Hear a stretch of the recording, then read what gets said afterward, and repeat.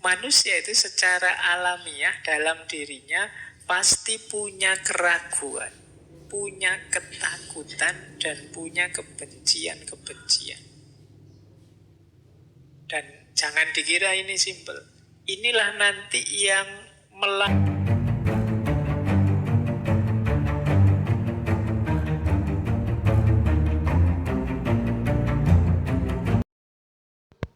Assalamualaikum warahmatullahi wabarakatuh. Jumpa lagi di Hani Channel. Saya awali dari perspektif yang agak unik ya, agak berbeda tadi, agak negatif. Tapi ini ada pandangan yang unik. Ada tokoh namanya Laura House. Dia mengklaim dirinya sebagai self-help coach.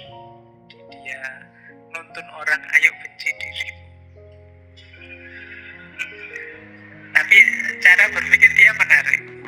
Kata dia begini, secara naluriah, kalau bahasa agamanya fitrah, tapi fitrah yang negatif. Kalau seperti Al-Quran itu kan juga banyak menyebut ada beberapa ciri dasar manusia yang negatif. Misalnya khuliqa halu'a, manusia itu tukang mengeluh, manusia itu zoluman jahula, sangat zolim dan sangat bodoh. Ini kan penciri negatifnya manusia. Nah, kata tokoh ini, benci diri itu juga salah satu penciri negatif.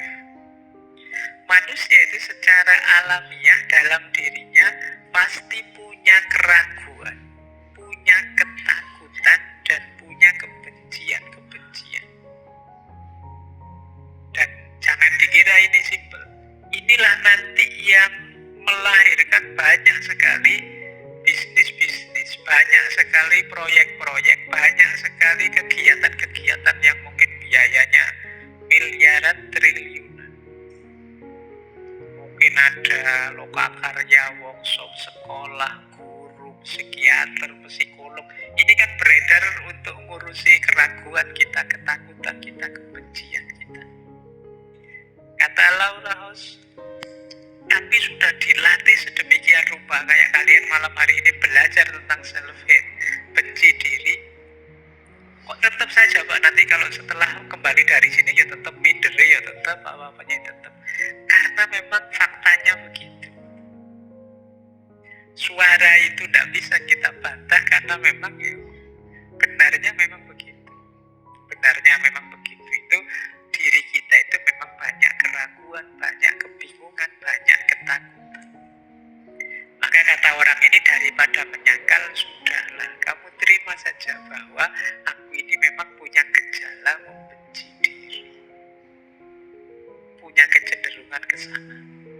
Dan kata dia, gampang kok kalau kita ingin membenci diri kita itu.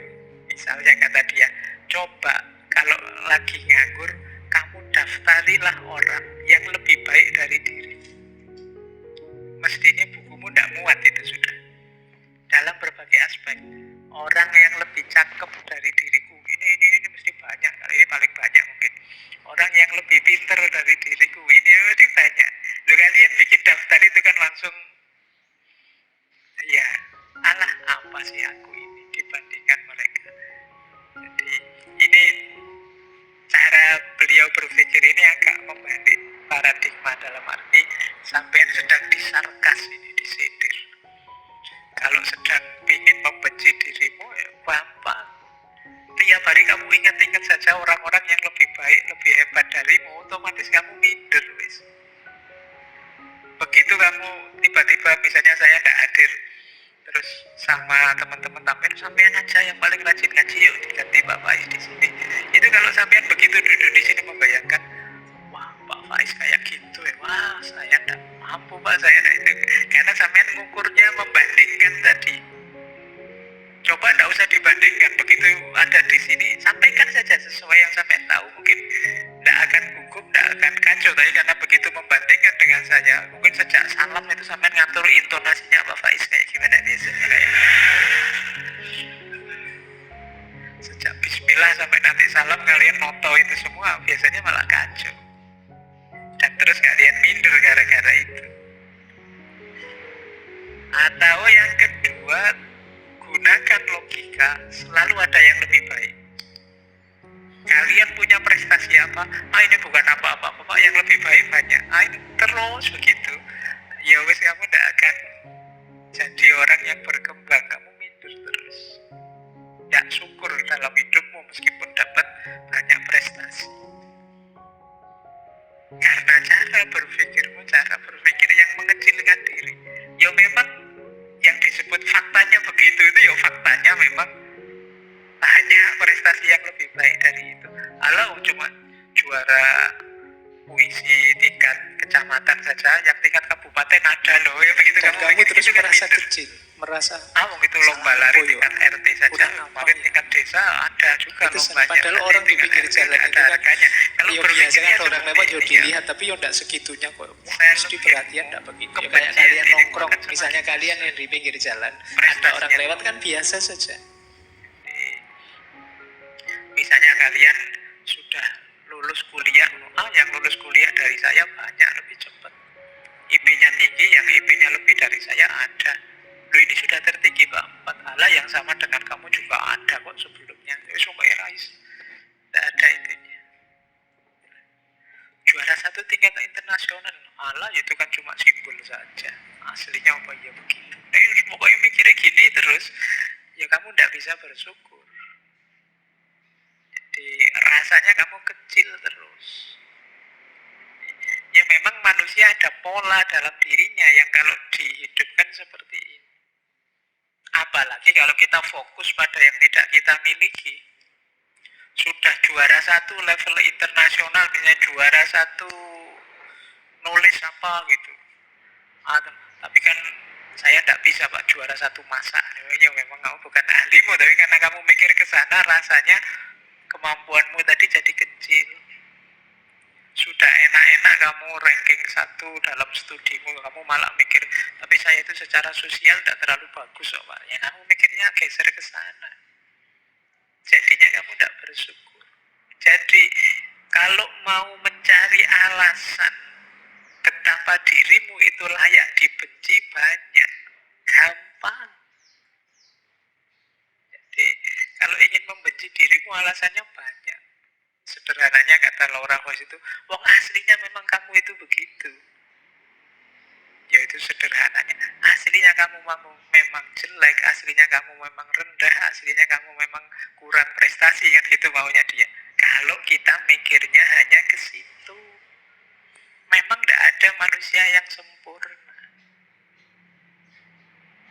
Sejago apapun orang, selalu ada titik di mana dia lemah, tidak mampu, tidak bisa sendiri, dan seterusnya.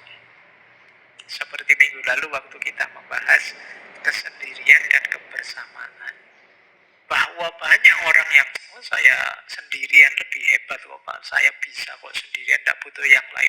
Tidak, saya tidak kesepian, saya asik saja. Dan kamu menganggap bahwa itu tidak ada andilnya orang lain. Padahal kamu bisa sendiri itu karena orang lain bersedia menjauh darimu sebentar. Coba yang lain tidak mau kamu sendiri. Kamu lagi ingin sendiri, temanmu datang. Kamu lagi ingin sendiri, ibumu nelpon. Kamu lagi ingin asik sendiri, tidak bisa. Jasanya mereka juga. Ini yang bagian ini nih, namanya bagian sarkasnya. Jadi kamu disindir bahwa kalau kamu mentalitas membenci dirimu, sebenarnya gampang. Ada situasi jiwamu yang mendorong ke sana, tinggal kamu berpikir negatif, melihat sisi negatif saja selesai. Karena memang hidup kita ini tidak hidup yang perfect, selalu ada titik di mana kita lemah, di mana kita kurang, di mana kita tidak mampu. Selalu ada batas. Kalau itu manusia, karena dia bukan makhluk yang tak terbatas. Jadi dari sini bisa kita sebut manusia punya juga potensi untuk bisa membenci dirinya. Itulah kenapa potensi ini bisa wujud, bisa aktual kalau kita menghidupkannya, dan itu gampang. Jadi jalan kebencian itu gampang. Makanya kan lebih enak membenci, cepat ketemu alasannya.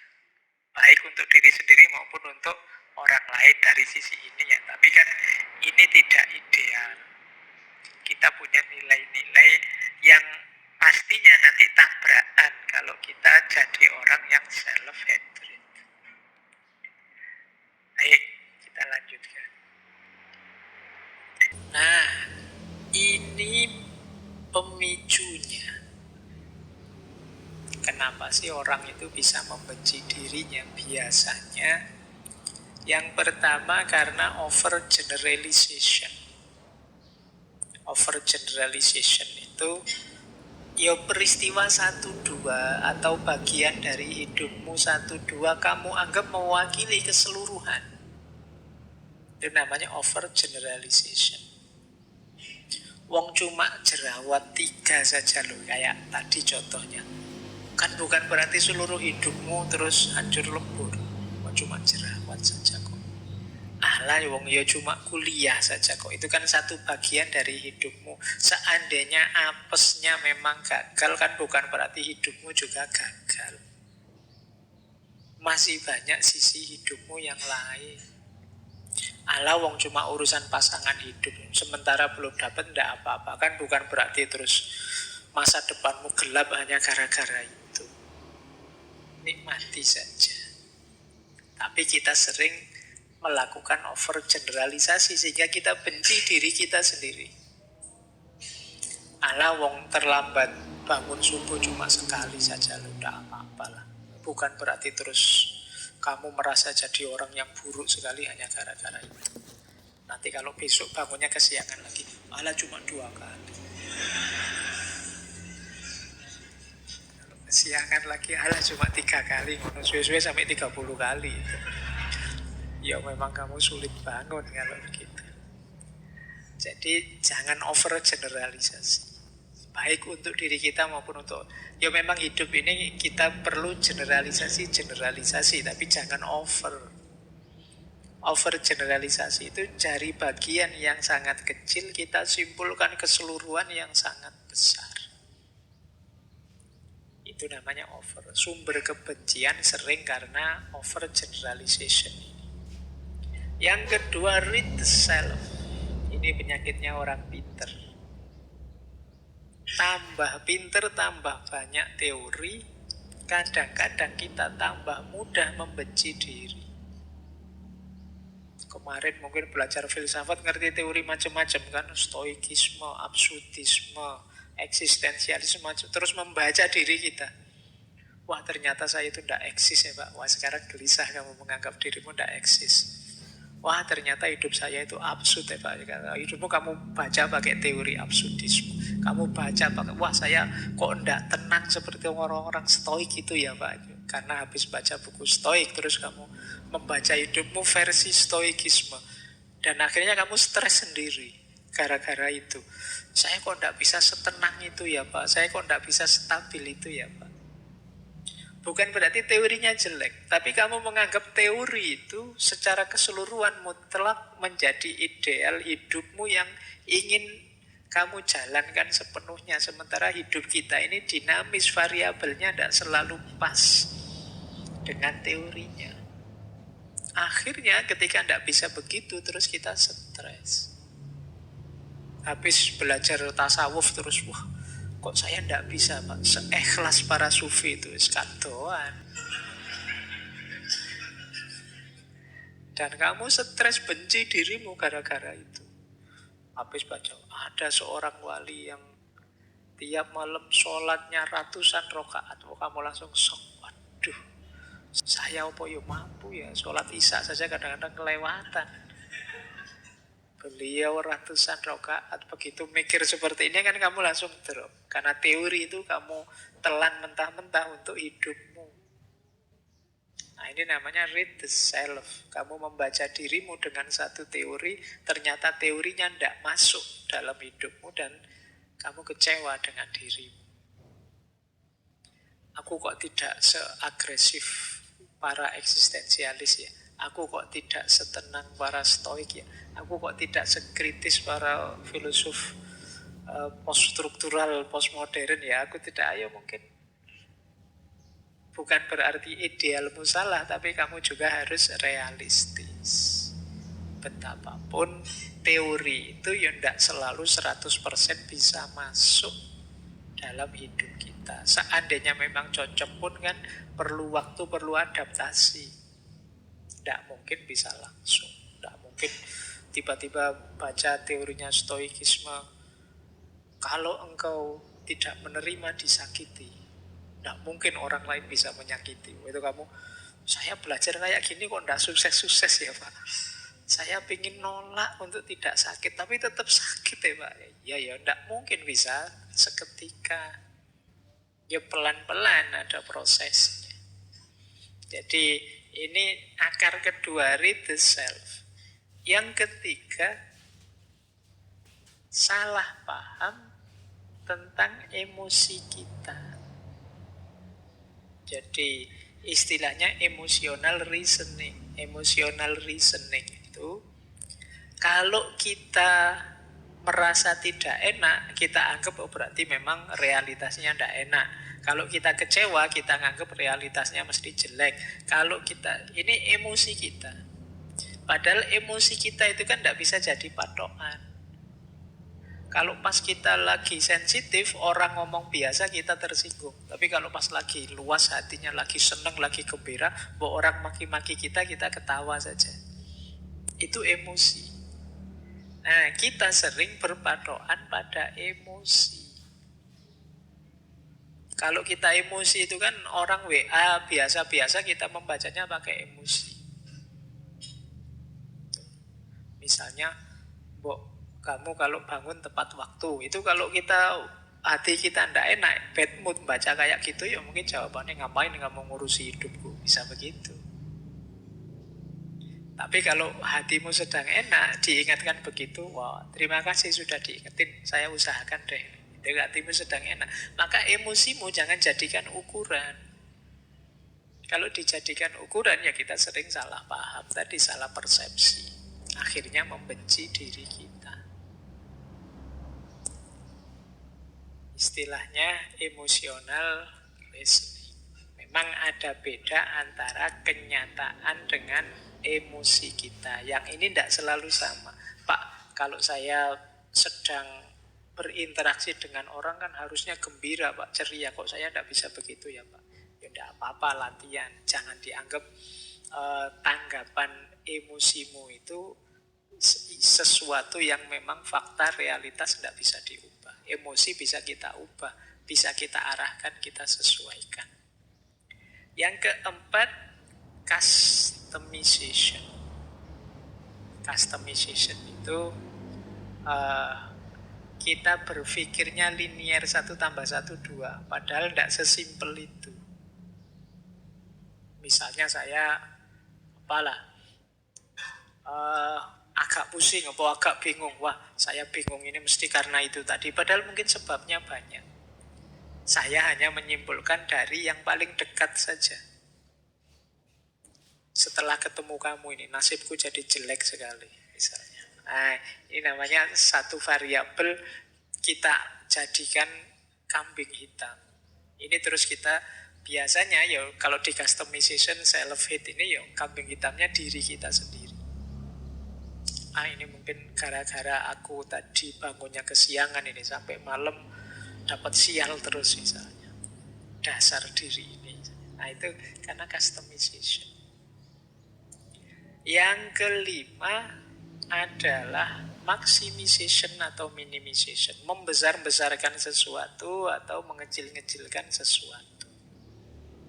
Ini namanya maximization atau minimization. Sebenarnya sepele sih, hanya karena misalnya opolah kamu beli bakso sambelnya ketinggalan, jadi kan kecil. Tapi kok dibesar-besarkan, kamu marah-marahi temanmu yang kamu titipi. Beli bakso kok bisa ketinggalan, kok yaudah itu.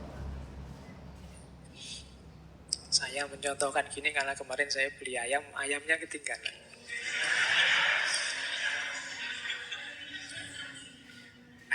Sampai rumah hanya nasinya saja. Jadi iki ayam ini di masuk urip neh, terus melayu. dan yo ndak apa-apa yo. Ndak harus dibesar-besarkan, yes. Yo beli lagi saja. Nah, kadang-kadang kita begitu urusan gitu aja kok terus jadi besar, menyangkut macam-macam, menyinggung macam-macam, ndak usah. Sering itu kalau kita besar-besarkan jadi self hatred tadi. Wah, berarti aku ini sudah tua, sudah tambah pikun, ini tambah bodoh, ini tambah enggak gitu. Biasa saja, wong cuma salah kecil gitu aja kok. Atau yang besar dikecil-kecilkan, itu juga tidak sehat. Terus ada catastrophic thinking, mikirnya kacau sudah, karena pengaruh macam-macam. Ya, di situ saya contohkan ibu-ibu atau kadang-kadang kita sendiri lah yang sering saya contohkan itu. Mungkin karena teman-teman sering baca artikel-artikel kesehatan misalnya, atau baca artikel, itu mempengaruhi cara berpikir kita. Nanti baru pusing sedikit saja, waduh, stroke ini mesti. Jadi karena itu catastrophic thinking. Jadi kamu mikirin tidak reasonable, kamu rujukanmu keliru. Tapi karena sering baca itu. Mungkin yang sudah menikah karena sering nonton sinetron, begitu suaminya HP-nya disembunyikan di password, wah ada rahasia itu mesti, ini harus serba curiga, serba itu. Pikirannya jadi kacau. Nah ini kalau ini objeknya diri kita sendiri. Wah jangan-jangan saya ini termasuk munafik Pak, karena cirinya munafik itu begitu, betapa saya ini. Terus kamu nyerang dirimu sendiri. Jadi self-hate. Misalnya kamu apalah, kamu beli terus yang jual ngasih kembaliannya kok terlalu banyak. Kamu tahu itu terlalu banyak, mau dikembalikan lagi kok gimana, ndak itu gimana. Akhirnya malah kamu bawa pulang.